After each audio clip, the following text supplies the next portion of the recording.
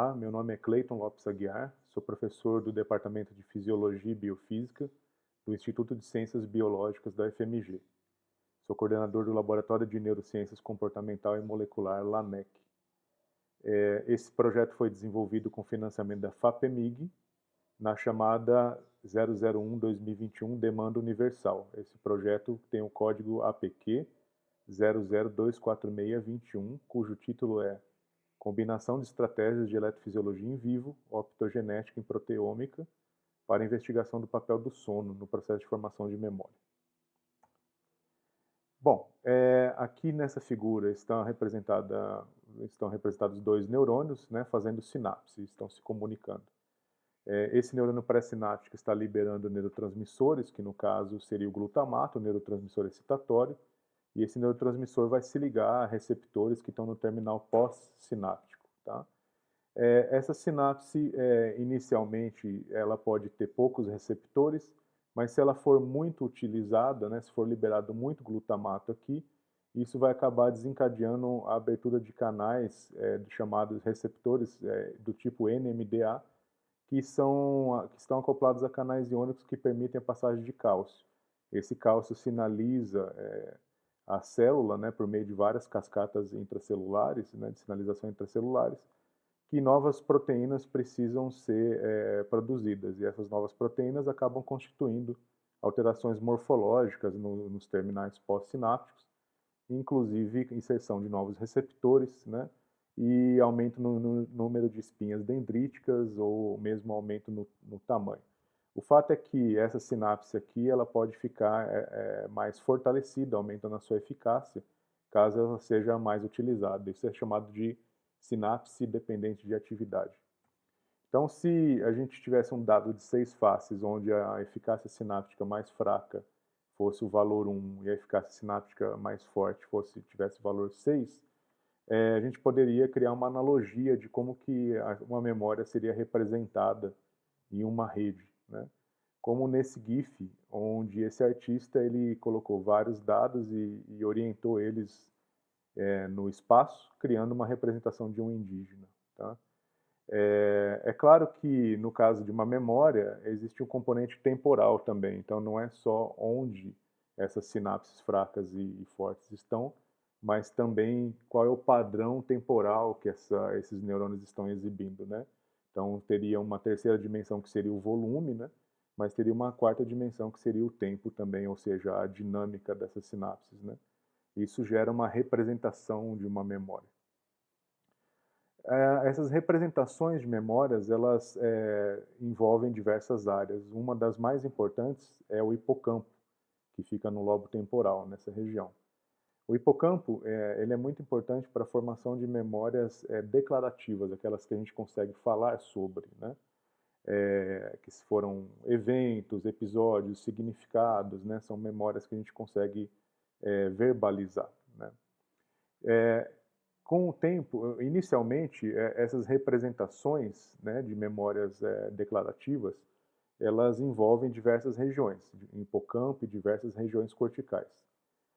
Com o passar do tempo, essas memórias elas vão, por assim dizer, corticalizando. Então, as representações dessas memórias acabam dependendo mais, a evocação dessas memórias acaba dependendo mais da reativação de regiões corticais do que do próprio hipocampo, tá?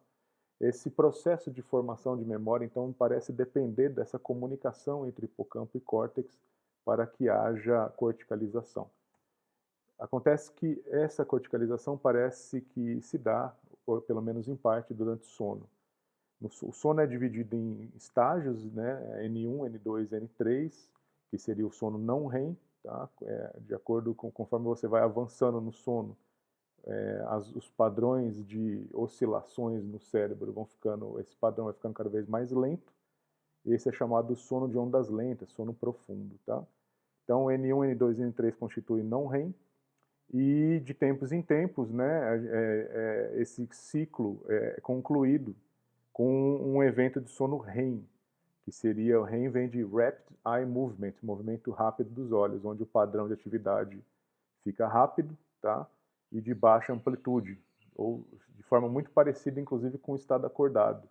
Esse estado do sono também é chamado de sono paradoxal, porque o cérebro ele está num estado muito parecido com o estado acordado, embora a pessoa esteja exibindo uma atonia muscular. Ela está imóvel, mas o cérebro está trabalhando, está no estado ativo, por assim dizer. Em 8 horas de sono, esse indivíduo, né, aqui é um exemplo, uma representação de uma arquitetura do sono, né? Inicialmente esse indivíduo, né, em média, os indivíduos eles vão ter mais tempo despendido em N3, ou seja, em ondas lentas, nas primeiras 4 horas, e nas últimas 4 horas de sono, o sono REM vai ser mais prevalente, tá? Então você vai ter sono não REM e sono REM, né, em duas metades. Aparentemente essa ciclagem de fases, né, é muito importante para o processo de formação de memória, tá? Então, esse projeto da FAPEMIG ele focou em estudar principalmente o sono, como que as memórias se corticalizam, vamos dizer assim, durante o sono não REM, mas também tem um braço do projeto, que foi o mestrado da Rafaela, que investigou o sono REM, tá? Então, inicialmente, as memórias são processadas, são codificadas aqui enquanto a gente está acordado, em redes de áreas corticais primárias, né, sensoriais primárias, e isso vai para um armazenamento temporário no hipocampo, e esse diálogo entre hipocampo e córtex começa a se estabelecer durante o sono, que SWS é de Slow Wave Sleep, né, sono de ondas lentas, tá? E de tempos em tempos, quando o indivíduo entra em REM, existe um fenômeno que é chamado de consolidação sináptica, onde as sinapses locais elas são reforçadas, né? E com o passar do tempo vai tendo um desengajamento do hipocampo, né? Então essas representações vão corticalizando. Isso acontece ao mesmo tempo, esse desengajamento ele não é total, como a gente sabe hoje, o hipocampo continua sendo importante para a evocação, mas de qualquer maneira o fortalecimento dessas representações corticais depende de uma sequência entre fases de sono de ondas lentas e REM. Durante sono não REM existe um fenômeno muito interessante que é um replay, é uma recapitulação da atividade, da sequência de atividades que o animal exibiu enquanto acordado. Isso foi descoberto inicialmente pelo O'Keefe, né, em relação às place cells, que o animal se deslocava numa plataforma linear e descobriu que células do hipocampo, neurônios do hipocampo, representavam a posição do animal no espaço. O interessante é que depois dos estudos com o Bruce McNaughton, o grupo do Bruce McNaughton e outros pesquisadores, como o do Bouchak, mostraram que quando esse animal ele diminui a velocidade dele, e depois dele consumir uma recompensa por ele ter chegado ao final da plataforma, o hipocampo dele exibe uma atividade de alta frequência chamada de ripples, tá? Ou sharp wave ripples, que é uma onda aguda associada a uma ondulação, que seria ripple, junto com esse replay, essa recapitulação dessas place cells, né? E durante o sono, a cada 1 minuto e meio, mais ou menos, ou às vezes isso é um pouco variável, mas de tempos em tempos esse animal exibe um replay da sequência que ele adquiriu enquanto estado acordado. Então essa é uma das evidências mais fortes de que o hipocampo reativa durante o sono, proporcionando fortalecimento de conexões que são relevantes para o processo de formação de memória. E aí que entra o nosso estudo. Um dos primeiros experimentos que a gente fez foi simplesmente colocar o animal numa tarefa de memória espacial, chamada de labirinto de Barnes, que é uma estrutura arredondada, que tem vários furos, né, buracos de escape. Só que esses buracos de escape estão tampados, só tem um que está aberto, é o único possível. E esse animal, seguindo pistas distais que estão na parede, ele precisa aprender, né, a encontrar com o passar dos dias esse escape, porque ele não gosta de ficar exposto nesse ambiente aberto, né? Então a gente faz várias sessões, a gente faz 4 vezes, né, esse animal tenta por dia, ao longo de 4 dias, tá? Então ele faz 4 trials por 4 dias.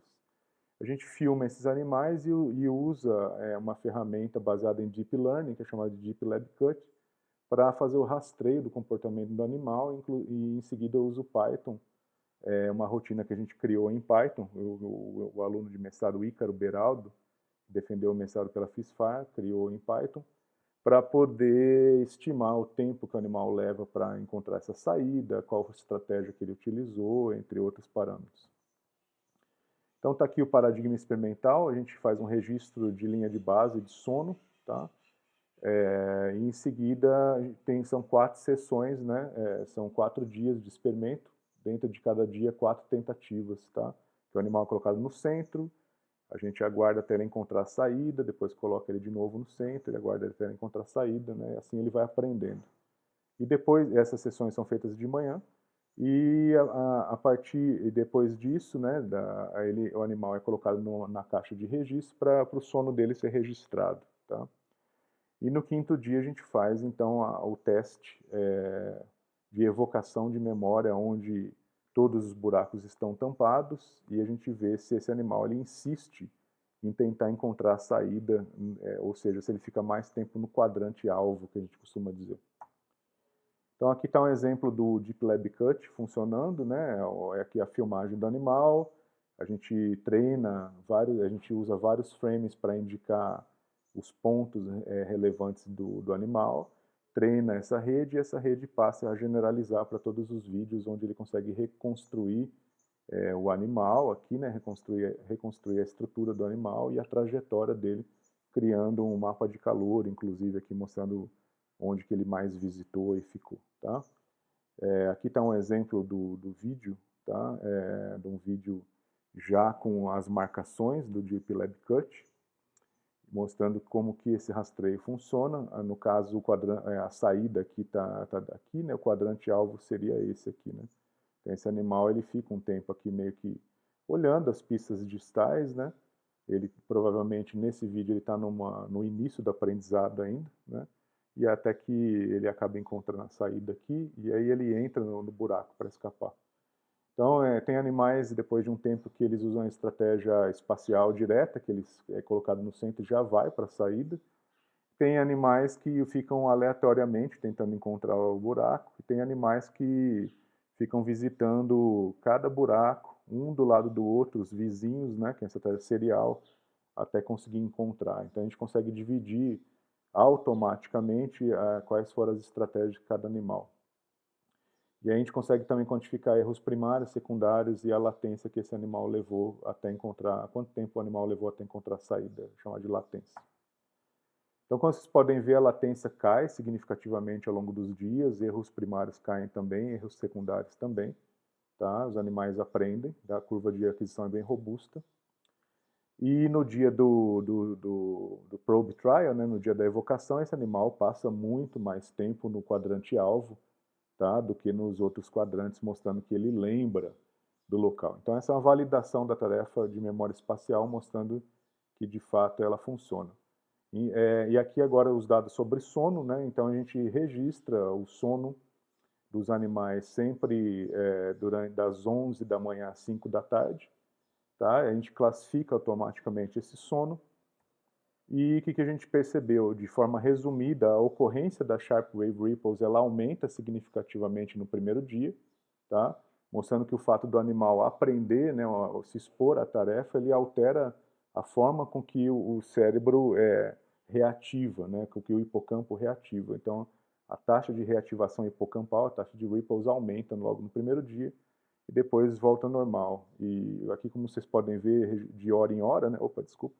De hora em hora, né? Você tem o primeiro dia, segundo dia, terceiro, quarto e quinto, né? Não, aliás, aqui é o baseline, aqui é o primeiro dia de labirinto, segundo dia, terceiro e quarto, tá? Como vocês podem ver aqui. E cada dia é dividido de hora em hora, e a taxa de ripples aumenta significativamente, né, no primeiro dia, e tem uma dinâmica nitidamente diferente, especialmente no primeiro dia, depois meio que voltando, né, nitidamente voltando à linha de base, tá? Mais importante ainda é que a duração das ripples também aumenta, tá? Então a duração fica maior, a porcentagem de ripples que tem duração maior de 100 milissegundos aumenta, tá? No primeiro dia em relação ao baseline. Essas ripples longas, tem estudos anteriores que mostram que elas são importantes para a memória.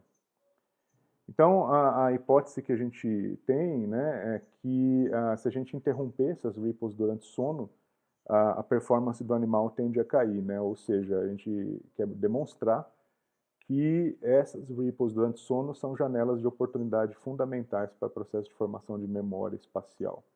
Então, a ideia é detectar essas ripples em tempo real, usando estratégias que vêm da engenharia, né, de controle e automação, e em seguida aplicar um estímulo elétrico no hipocampo para suprimir essas ripples. Tá?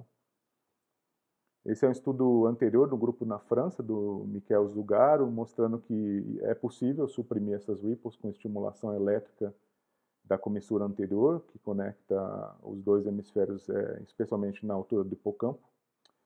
E essa supressão de ripples faz com que o animal aprenda uma tarefa de labirinto radial mais lentamente, né?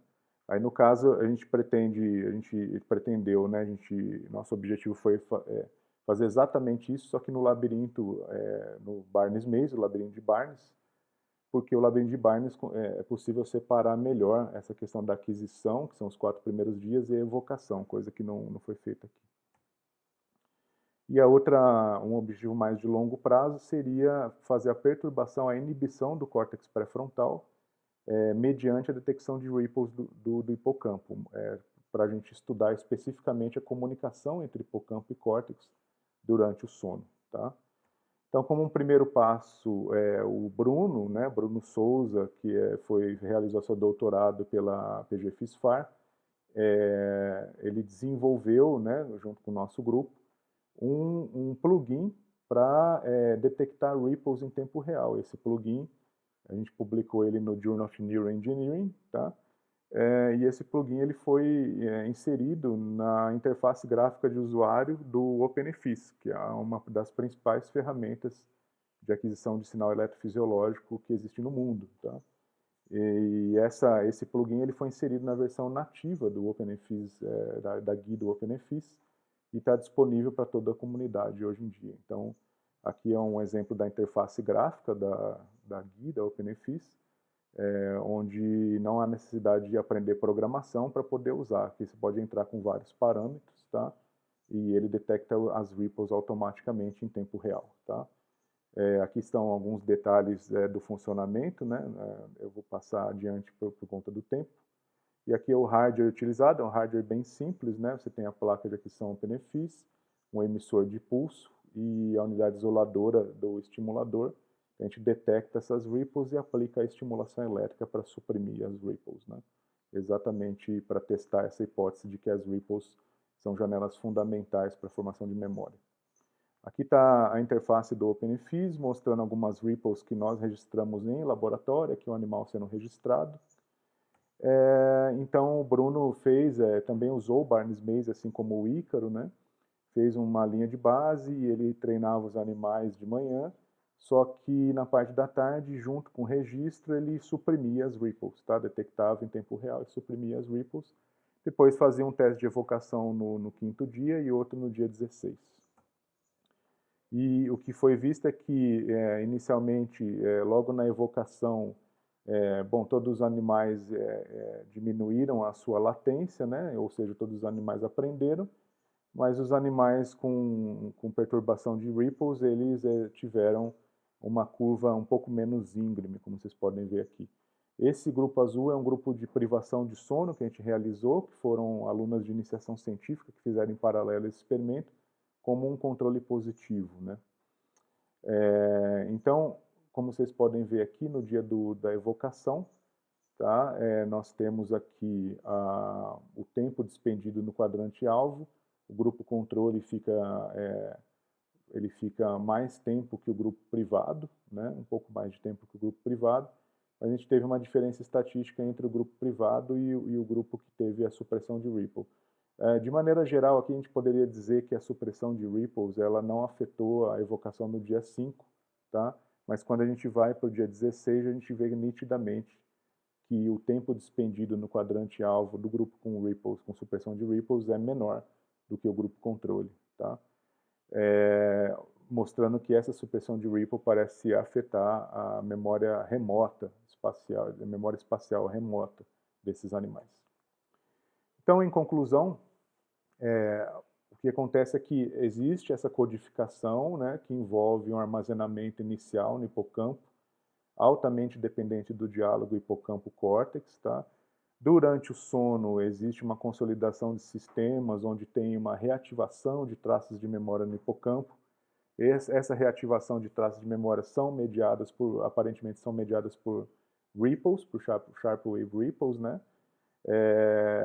Existe um acoplamento, né, aparentemente com ondas delta e fusos do sono no córtex, né? Esse é um tema que, inclusive, a gente vai estudar futuramente também com o financiamento FAPEMIG. A gente tem a aprovação de um outro Universal FAPEMIG de 2023, que vai focar especificamente nesses fusos do sono, tá?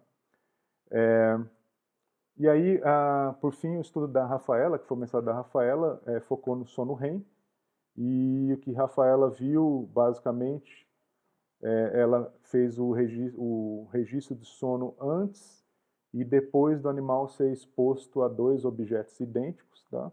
Essa tarefa é a tarefa de localização de objetos. Você pega, o animal explora 2 objetos e no dia seguinte você desloca um dos objetos e esse animal tende a explorar mais o objeto deslocado em comparação ao objeto que não foi deslocado. E Rafaela registrou sono desses animais, né, antes e depois, e o que a gente viu, de forma bem resumida aqui, foi que existe uma correlação entre a sincronia em θ, que é uma faixa de frequência que vai de 5 a 12 Hz, existe uma correlação significativa entre a sincronia em θ entre o córtex pré-frontal e hipocampo e o índice de discriminação, que é a performance do animal na tarefa. Então, quanto melhor o desempenho do animal, mais sincronia em θ esse animal teve no segundo dia, tá? Quando ele foi exposto aos objetos, né? Logo depois de ser exposto ao objeto, comparado com a linha de base, que foi o dia 1. Esses dados são preliminares ainda, a gente ainda vai aumentar o N, colocar alguns grupos controle, mas mostra que o sono REM também aparentemente é importante para a formação de memória. Então, como conclusão, né, a formação de memória espacial envolve reativação hipocampal durante o sono.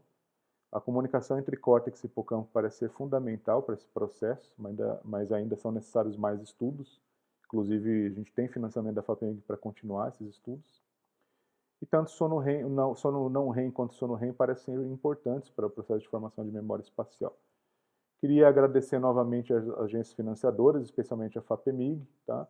Agradecer todo o nosso grupo de pesquisa, né? A professora Ângela Ribeiro, o professor Guilherme Lage, docentes também que estão comigo no LANEC, o pós-doutorando residente Rafael Bessa, os alunos de doutorado, né? Igor, Natália, especialmente o Bruno, né? Que realizou esses trabalhos de detecção de ripples e de estudo da supressão de ripple, os alunos de mestrado, especialmente Rafaela e Ícaro, e os demais alunos, e dentre os alunos de C, a Yasmin e a Clara foram as que realizaram aqueles estudos com privação de sono.